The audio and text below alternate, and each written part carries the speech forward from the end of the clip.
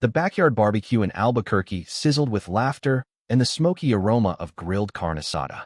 Daniel Garcia, a 38-year-old used car dealer with a knack for closing deals and a heart for helping others, mingled with friends under the New Mexico sun. His auto lot, Garcia's Auto Haven, was a local staple, known for fair prices and reliable rides. Daniel, a proud Mexican-American, often donated to the city's animal shelter and coached youth soccer, earning him respect in the community. His life seemed perfect, a thriving business, a 14-year marriage to Laura, and a sharp-witted 13-year-old daughter, Sophia.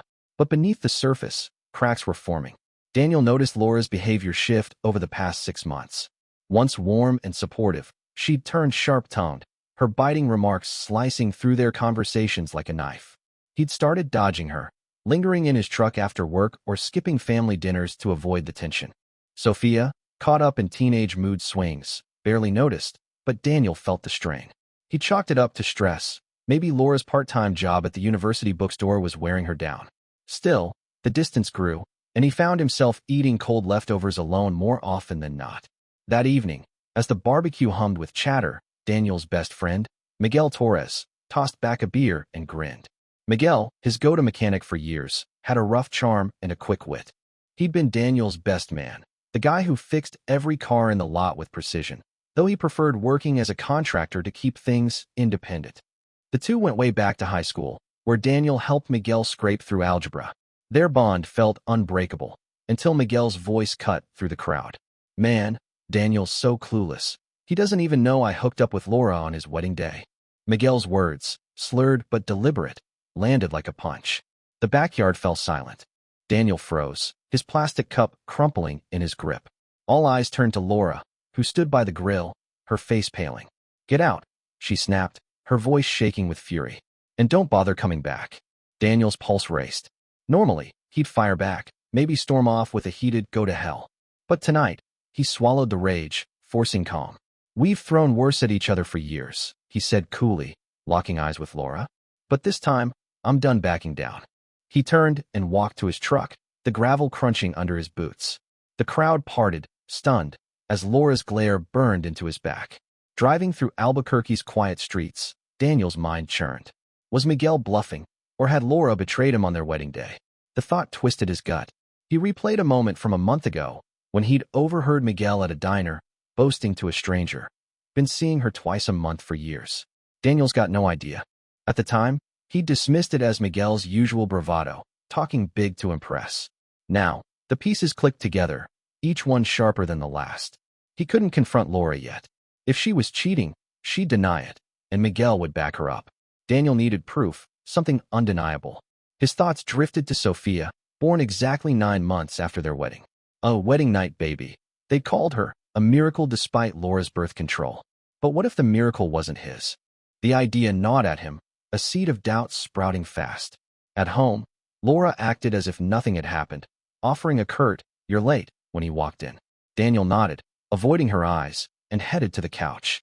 Once she was asleep, he grabbed her phone.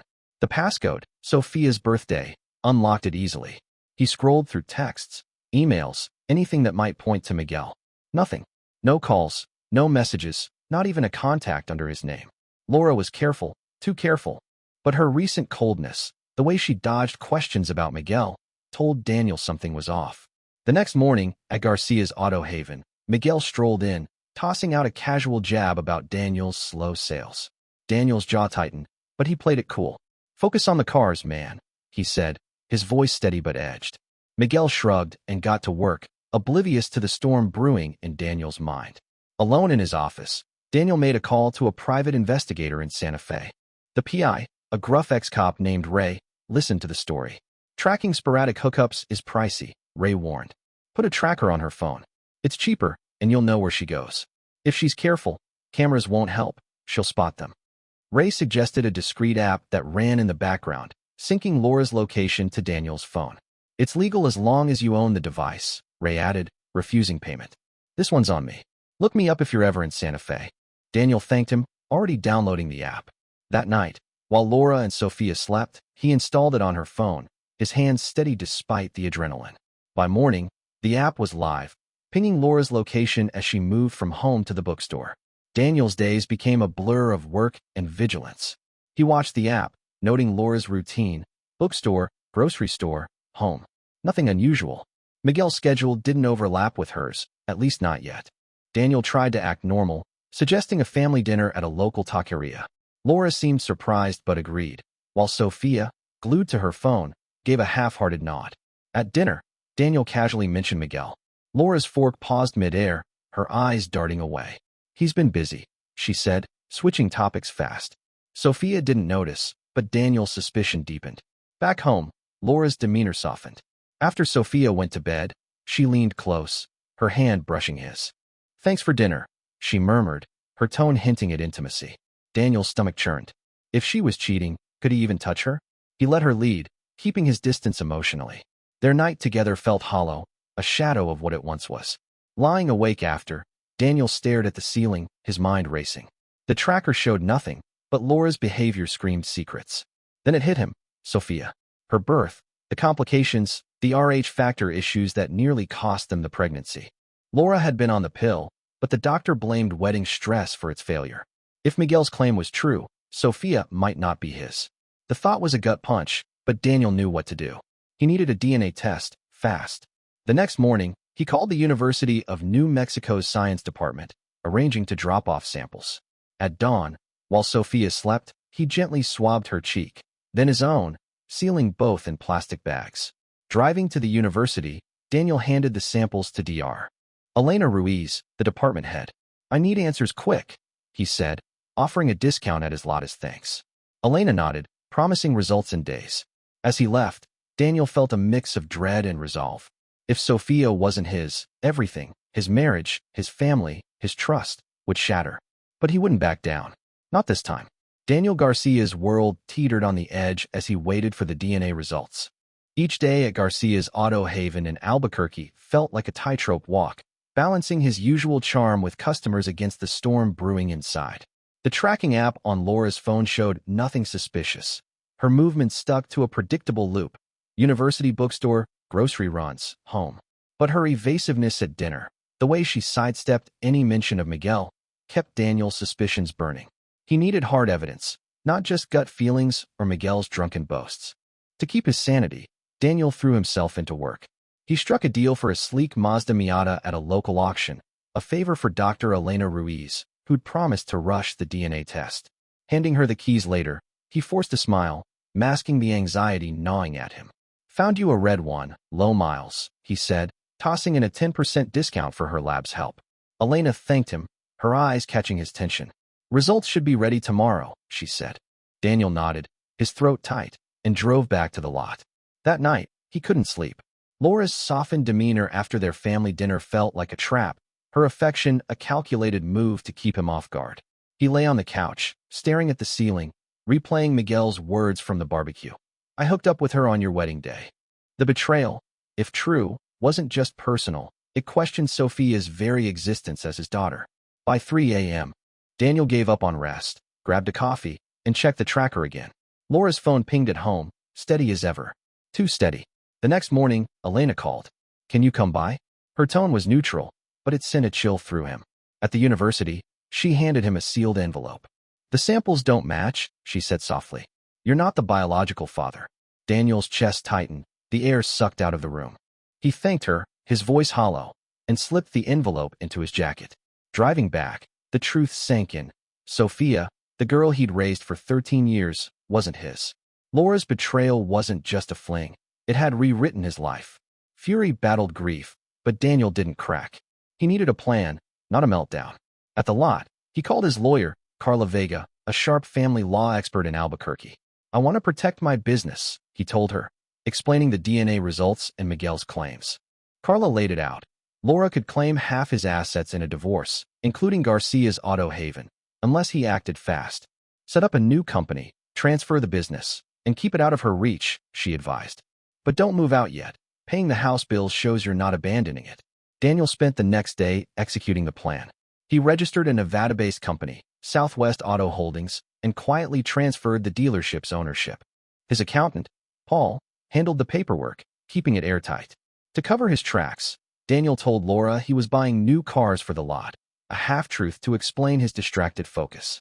Big auction coming up, he said over dinner, dodging her probing stare. Sophia, engrossed in her phone, didn't care. Meanwhile, Miguel kept showing up at the lot, cracking jokes and acting like nothing had changed. Daniel's blood boiled, but he played along, assigning him routine repairs to avoid tipping him off. Got a busy week, Daniel said, forcing a grin. Inside, he was plotting. Miguel's contract work would end soon, cutting off his main income. The tracker on Laura's phone finally showed something odd, a late-night stop at a motel on the edge of town. Daniel cross-checked it. Miguel's shop was closed that night. His hands shook as he connected the dots. With the business secured and proof piling up, Daniel prepared for the next step. He'd confront Laura and Miguel, but not yet. He needed one more piece of leverage, something to ensure they'd face consequences without him losing everything. For now, he kept the DNA results locked in his office safe, waiting for the right moment to strike. Daniel Garcia's plan was in motion, but the weight of his discovery pressed harder each day.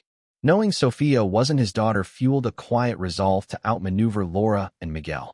At Garcia's Auto Haven in Albuquerque, he kept up appearances, joking with customers and directing his team, while his mind churned with strategy.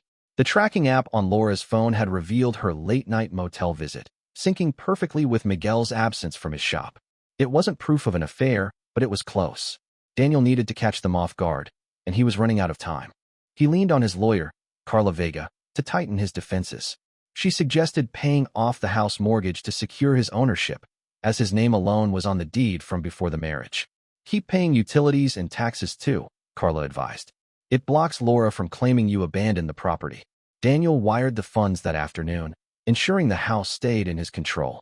He also instructed his accountant, Paul, to finalize the transfer of the dealership to Southwest Auto Holdings in Nevada. The business, his life's work, was now untouchable. To throw Laura off, Daniel announced a trip to an auction in Santa Fe, claiming he needed inventory for the lot. Big opportunity for some high-end cars, he told her over breakfast, his tone casual.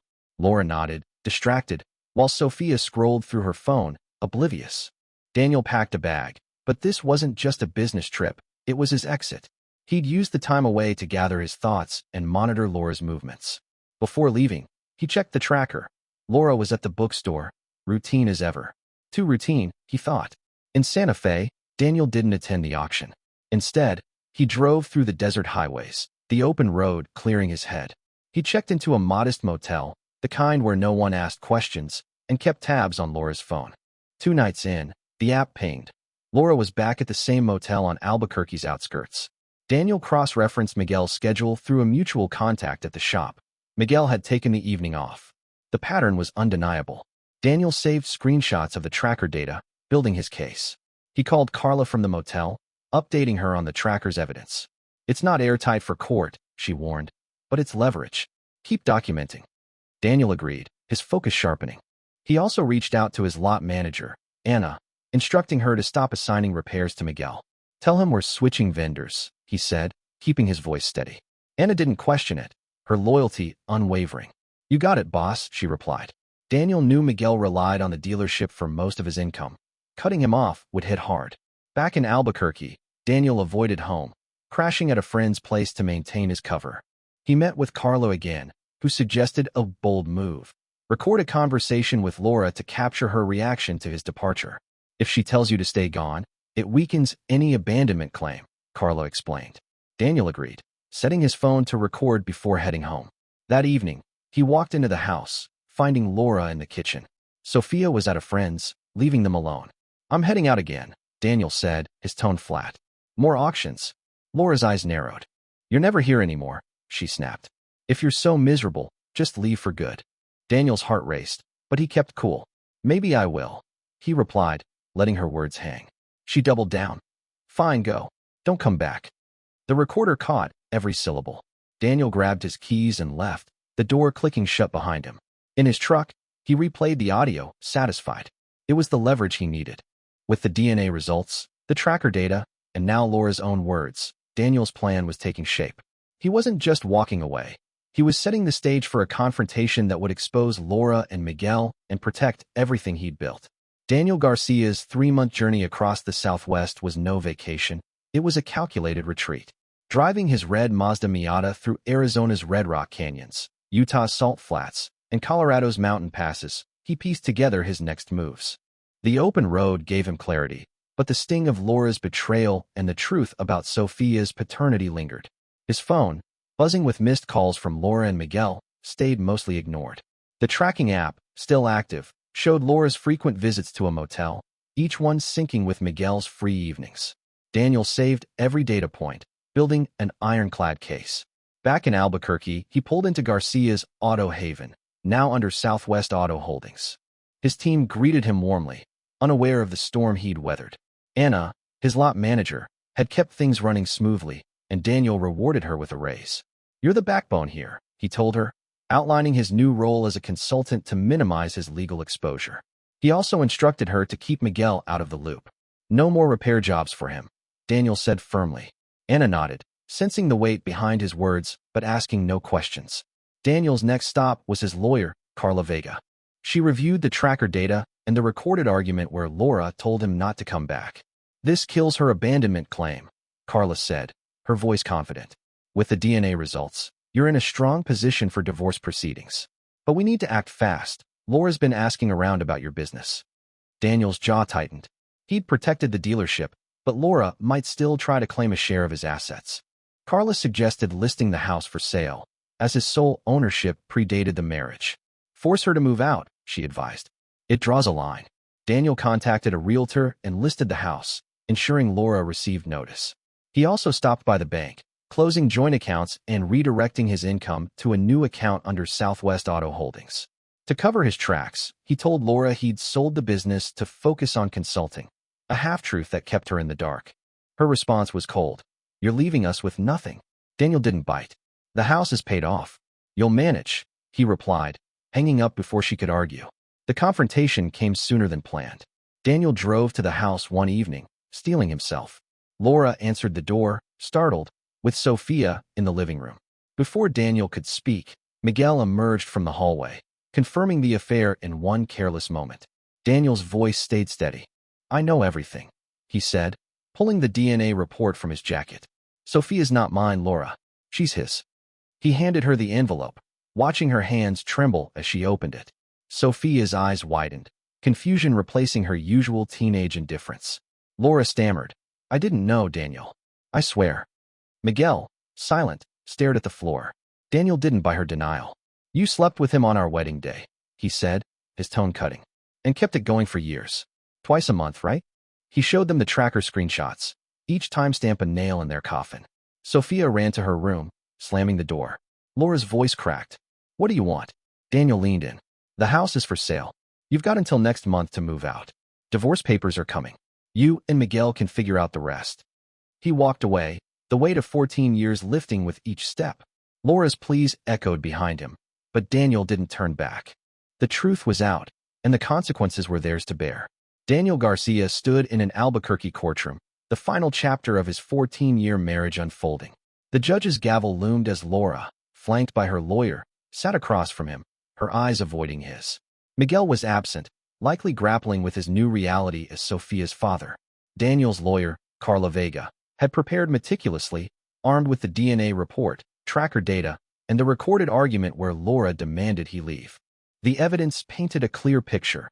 Laura's infidelity had unraveled their life together, and Daniel was ready to close the book. The divorce proceedings moved swiftly. Carla argued that Daniel's sole ownership of the house, purchased before the marriage, protected it from Laura's claims. The sale of the property was already underway, with the realtor securing a buyer.